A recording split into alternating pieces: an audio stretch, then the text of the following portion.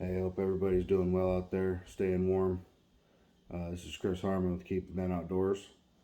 I'm going to do a little video on how I tie my leaders for winter steelhead. Hopefully this video will help you guys get on some fish this season. Get you on some of them chromers. I got a lot of different options here.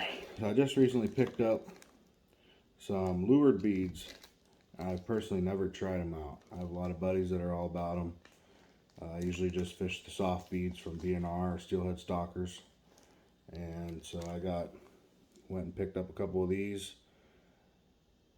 This one is the pink fairy dust. I got this one. It's a milky roe. Let's see here. And this one is arsenic. That looks like a good one. It's kind of clear with some white swirl in it. And I got these. It's a Mountain Doom, the old Mountain Dew special. So I've personally never tried these. These are incognito beads. They're the soft shell with the hard inside. See what happens. Like I said, I've never used them. I got let's see here, some BNRs, some clowns. Big fan of these. I've seen these catch a lot of fish. A couple different sizes here. Where are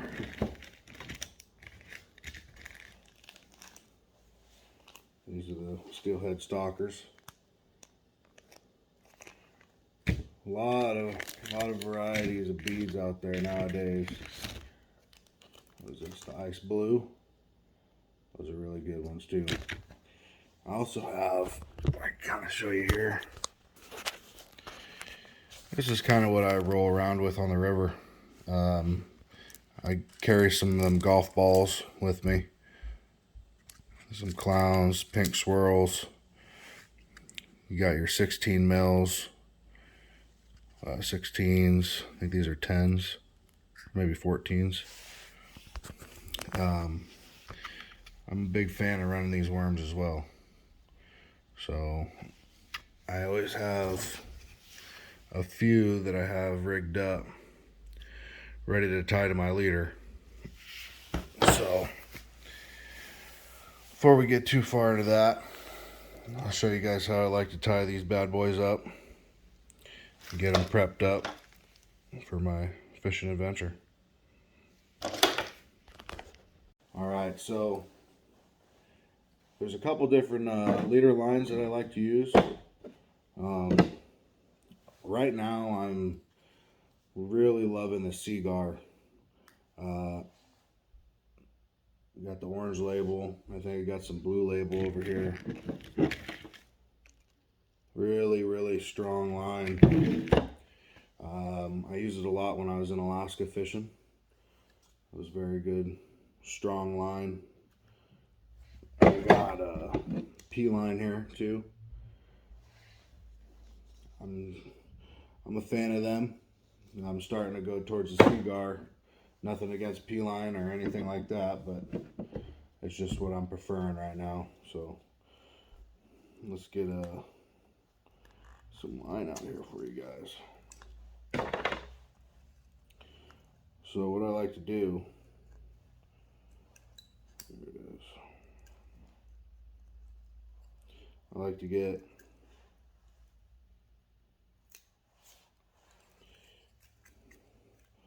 I usually go about 1 arm's width in your chest. It's about 3 feet. I'll cut that off.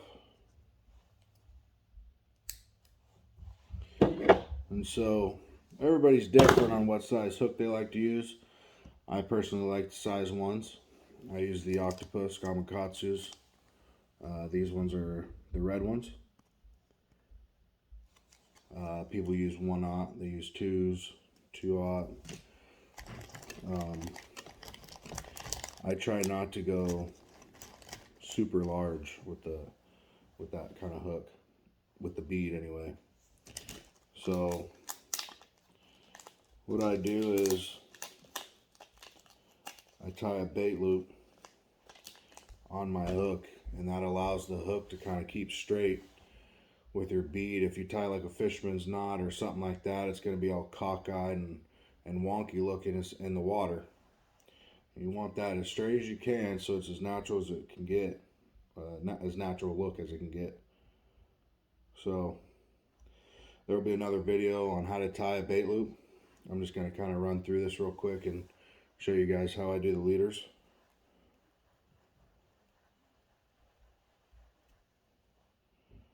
Do a 7 wrap. Grab my other end.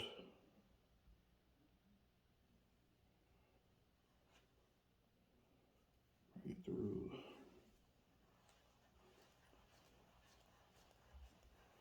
7 wrap.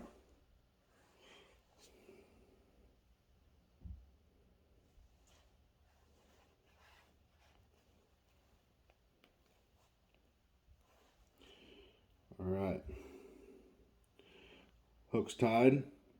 Got the old bait loop on. I like to tie a lot of these with no beads on them too, so that if I want to change the bait, throw some shrimp on there and some roe, I have the leaders tied up, ready to roll. So here you got your T-stops.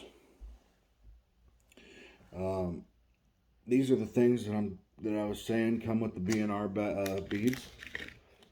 Each package you buy comes with these. Super nice. You can buy them separately.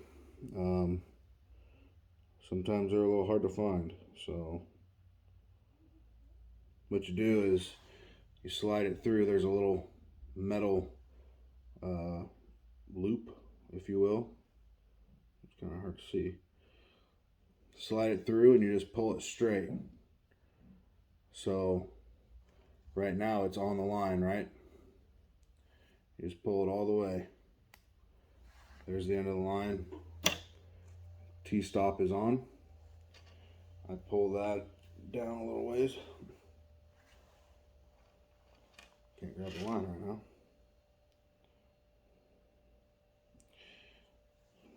So your T-stop's down there. We're not done with the T-stop yet, but that's about where I bring it. Then you pick out what color bead you want to do. So right now I think I'll throw a winterberry on.